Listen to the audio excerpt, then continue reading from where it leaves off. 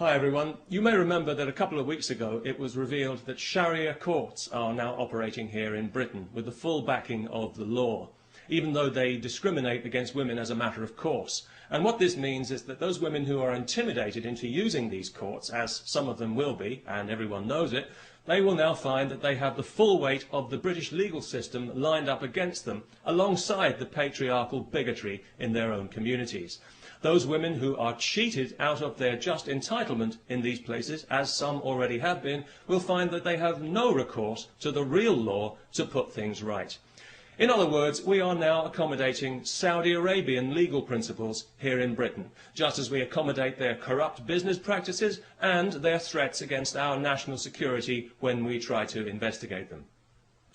If you live in Britain and if you think these courts are a bad idea, please sign the petition to which I have linked, asking that they be abolished and that this poison be removed from our society and that we revert to the rule of civilised law with equal rights for all, if that's not too much trouble.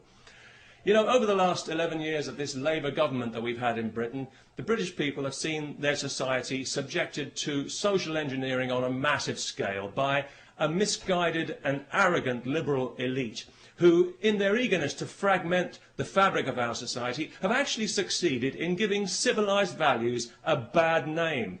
Tolerance and diversity are good things on paper. I'm sure we'd all vote for tolerance and diversity, but in practice they become a nightmare of doublethink and lies, where the most unreasonable people in society are encouraged at every turn to be even more unreasonable. A case in point, just this week, some idiot from Saudi Arabia is being allowed to sue a supermarket because he was required to handle alcohol as part of his job, despite being told this when he took the job, and despite the fact that thousands of Muslims in Britain handle alcohol every day when they sell it in their corner shops to people like me. I do find it quite ironic that Islam forbids intoxication when you consider how many Muslims are seemingly so intoxicated by their religion, especially in Saudi Arabia. So it was no surprise to me to hear that this idiot was from Saudi Arabia, because I think we all know that that entire country is mentally ill. The Saudis would have us believe that theirs is the purest form of Islam.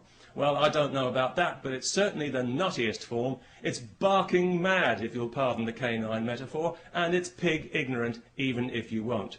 It's got to be just about the nastiest belief system on this faith-obsessed planet, and it's a cowardly one as well, enforced by cowardly men who are afraid of women and whose only language is ultimately violence. They're absolutely pathetic, and history is already laughing at them.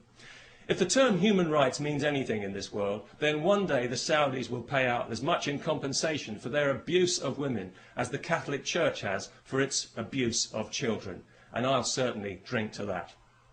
Because I was out earlier today, coincidentally, buying some beer, not because I enjoy beer particularly, but because I know it offends Islam.